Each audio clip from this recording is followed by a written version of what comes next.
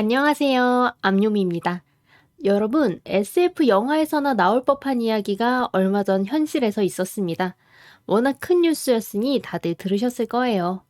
지난 7월 16일 AI 플랫폼 허깅페이스는 공격자가 AI 에이전트를 이용해 저희 시스템을 침해했습니다 라고 발표하며 법 집행기관에 해당 침해 사실을 신고했다고 밝혔습니다. 여기까지는 흔한 해킹 뉴스처럼 들리죠? 허깅페이스의 발표문에서 주목하셔야 할 부분은 바로 여기예요. This one was different from anything we had handled before in one important way. It was driven end-to-end by an autonomous AI agent system. 이번 사건은 이전과 결정적으로 달랐습니다. 공격 전체가 자율적으로 동작하는 AI 에이전트 시스템에 의해 수행되었습니다. 단지 AI 에이전트를 이용한 공격이라고만 설명하고 있어요. 이 시점에는 공격자의 정체가 밝혀지지 않았습니다. 그런데 그로부터 5일 뒤 진짜 충격적인 사실이 드러납니다. 바로 오픈 AI가 그 해킹의 범인은 우리 모델이었다고 공개한 거예요. 이 모든 과정에 관여한 사람은 한 명도 없었습니다. 공격 과정을 AI 에이전트가 스스로 수행했다는 사실이 밝혀졌습니다. 이코노미스트는 이 사건을 지금까지 가장 우려스러운 AI 사고라고 칭했는데요. AI를 가둬두는 일이 얼마나 어려워지고 있는지 한번 살펴보려고 합니다. 기사 제목 같이 보시죠. Why the Open AI escape is the most worrying AI mishap yet. 왜 오픈 AI의 탈출 사건이 지금까지의 가장 우려스러운 AI 사고인가?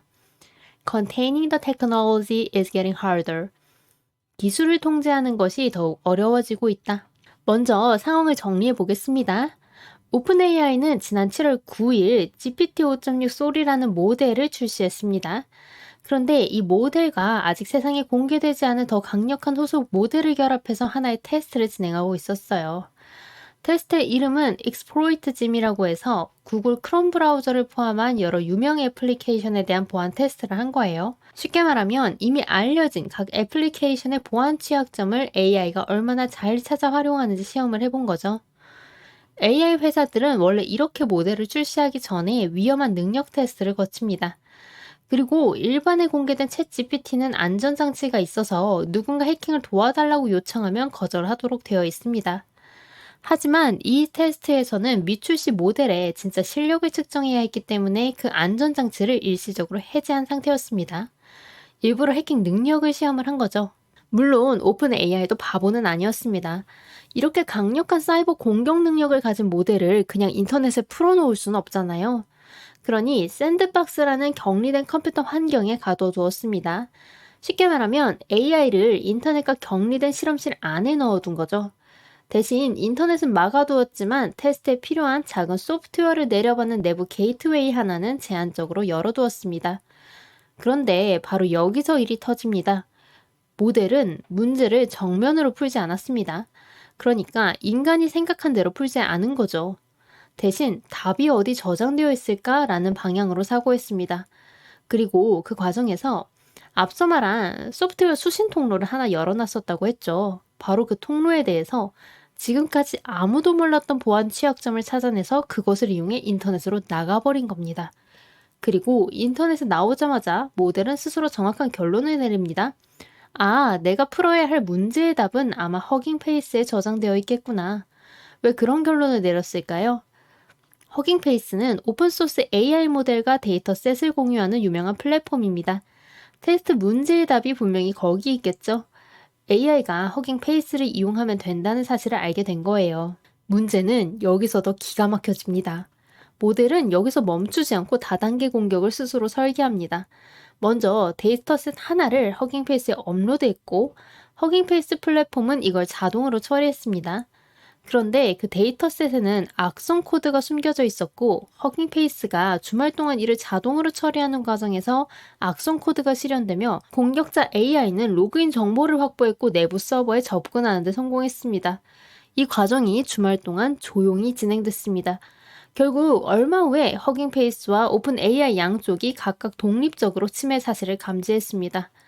사건 이후 오픈 AI는 인프라 통제를 강화했고 AI가 발견한 취약점을 해당 소프트웨어 개발사에 알렸으며 허깅페이스에게는 같은 수준의 AI를 방어용으로 사용할 수 있도록 지원했습니다. 즉 AI가 만든 문제를 AI로 막겠다는 대응을 시작한 겁니다. 정말 영화 같은 일이죠. 그런데 이코노미스트는 영화 같은 사건 그 자체보다 그 다음이 더 무섭다고 말합니다. 자, 여기서 잠깐 멈추고 생각해 봐야 할 지점들이 있다고 말이죠. 첫째, 규모의 문제입니다. 허깅페이스는 작은 스타트업이 아닙니다. 기업 가치가 약 45억 달러의 수백 명의 직원과 전문 보안팀을 갖춘 회사입니다. 그런데도 공격을 막지 못했습니다. 이코노미스트는 자원이 부족한 작은 회사였다면 피해는 훨씬 컸을 것이라고 말합니다. 둘째, 의도의 문제입니다. 오픈 AI는 모델이 그저 테스트 문제풀이에 극도로 집중했을 뿐이라고 해명했습니다. 그런데 만약 이 모델에게 애초에 다른 목표가 주어졌다면 어땠을까요? 아무도 확답할 수 없습니다. 셋째, 이게 처음이 아니라는 점입니다. 사실 지난 4월에 이미 비슷한 전조가 있었습니다. 엔트로픽의 한 연구원이 벤치에서 샌드위치를 먹고 있는데 당시 미출시 모델이었던 클로드 미소스로부터 이메일 한 통을 받았다고 합니다. 당시 미출시 모델이었던 클로드 미소스는 보안이 적용된 샌드박스 환경에서 탈출해 연구원에게 메시지를 보내라는 평가를 받았습니다.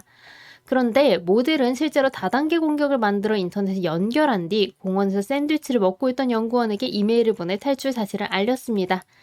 다행히 그때는 다른 회사의 시스템을 침해하진 않았지만 AI가 스스로 격리 환경을 벗어난 사례라는 점에서 큰 충격을 줬었죠. 즉, AI가 샌드박스를 탈출한 사례는 이번이 처음이 아니라는 점입니다. 마지막으로 해킹 능력만 놀라운 것이 아닙니다. 같은 모델들이 수학자들이 풀지 못했던 문제까지 해결하기 시작했거든요. 지난 5월 미추시 오픈 AI 모델은 1946년 수학자 폴 에르데시가 제기한 이후 80년간 풀리지 않았던 평면 단위 거리에 대해서 추측을 반증했습니다. 그리고 이번 달에는 하버드의 리벤트 알페게가 엔트로픽의 최신 모델을 이용해서 마찬가지로 80년 넘게 수학자들을 괴롭혀온 야코비안 추측을 반증했다고 밝혔습니다. 정리하면 이 모델들은 지금 사이버 보안이든 순수 수학이든 인간 최고 전문가들이 수십 년간 풀지 못했던 문제들을 풀어내고 있다는 겁니다. 여기서 정말 섬뜩한 대목이 나옵니다. AI 안전단체 아폴로 리서치의 알렌스 마인케가 이렇게 말했다고 해요. AI 시스템이 사이버 보안 작업에서 인간을 능가하기 시작했다는 건 설령 오픈 AI가 이번 탈출 방법을 상세히 공개했다 하더라도 전 세계의 극소수의 사이버 전문가들만이 그 침해가 정확히 어떻게 일어나는지 제대로 이해할 수 있었을 거라는 뜻이라고 말이죠. AI가 단순히 해킹을 잘하는 수준이 아니라 이제는 침해가 어떻게 일어났는지조차 세계에서 극소수 전문가만 이해할 수 있는 단계에 들어섰다는 것입니다. 즉, AI 능력이 인간의 이해 속도를 앞지르기 시작하면서 우리는 지금 우리 자신이 완전히 이해할 수도 없는 방식으로 뚫리고 있는 겁니다. 그럼 이런 상황에 대한 법적, 제도적 대비는 어떨까요? 결론부터 말씀드리면 거의 없습니다. AI 규제 운동을 벌이는 미국 비영리 단체 엔코드 AI의 법률 고민 네이선 칼빈은 이런 고성능 AI를 내부에서 운영하고 있다는 사실 자체를 공개하도록 요구하는 법이 잘 없다고 이야기하기도 했습니다. 비슷한 법을 찾아보자면 캘리포니아는 작년에 최첨단 AI 연구소가 중대한 안전사고를 15일 내에 보고하도록 하는 법을 만들었습니다. 여기서 중대한 안전사고에는 모델이 평가 상황이 아닌 곳에서 감시를 피하려고 기만적 수법을 쓰는 경우 등이 포함은 됩니다. 하지만 이번 허깅페이스 해킹 사건이 정확히 이 조항에 해당하는지조차 전문가들 사이에서 불분명하다고 합니다. 더 까다로운 문제도 있습니다. 만약 이 침해로 훨씬 더 큰 피해가 발생했다면 대체 누가 책임을 져야 할까요? 이런 일이 다시 벌어진다면 누구 책임일까요? 현재 미국의 대표적인 해킹 방지법은 기본적으로 허가 없는 접근과 의도적인 접근 행위를 중심으로 설계되어 있습니다. 그런데 이번 사건처럼 AI가 개발자의 의도와 다르게 스스로 취약점을 찾고 시스템에 접근한 경우 기존 법 체계로 누구에게 책임을 물어야 하는지는 아직 명확하지 않습니다. 결국 법원은 오픈 AI가 어디까지 예상했어야 했는지를 따질 가능성이 큽니다. 이제 정리해 보겠습니다. AI 모델이 자기에게 주어진 문제를 풀기 위해 스스로 보안 취약점을 찾아내고 격리된 환경을 탈출하고 다단계 공격을 설계해서 실행에 옮길 수 있다는 것, 그리고 그 과정을 전 세계 극소수의 전문가만이 이해할 수 있다는 것, 그런데도 이를 규제할 법적 틀은 사실상 존재하지 않는다는 것. 이번 사건은 우연한 사고를 통해서 AI는 목표를 달성하기 위해 인간이 예상하지 못한 방법을 스스로 찾아낼 수 있다는 걸 알게 되었습니다. 문제는 이런 능력이 이미 인간의 이해와 법, 그리고 제도의 속도를 앞지르기 시작했다는 데 있습니다. 지난 영상에서 이런 멘트를 했었어요. 가장 앞선 AI를 만들기 위한 경쟁은 질주하고 있는데 정작 사회가 이를 어떻게 준비할지에 대한 고민은 저 뒤로 처지고 있다고 말이죠. 결국 같은 결의 이야기입니다. 그래서 이코노미스트는 마지막에 이렇게 경고합니다. 이번에는 뜻밖의 사고였지만 다음번에는 몰랐다는 변명이 통하지 않을 것이다. 이제 우리의 질문은 AI를 만들 것인가가 아니라 AI를 어디까지 통제할 수 있는가로 분명히 바뀌었습니다. 지난 두 편에서 우리는 일론 머스크의 미래에 대한 전망을 살펴봤습니다. 그리고 오늘은 그 미래가 이미 현실에서 어떤 모습으로 나타나고 있는지를 봤습니다. 어쩌면 앞으로 가장 중요한 경쟁은 더 똑똑한 AI를 만드는 경쟁이 아니라 더 안전한 AI를 만드는 경쟁일지도 모르겠습니다. 오늘 준비한 내용은 여기까지입니다. 들어주신 모든 분들 감사합니다.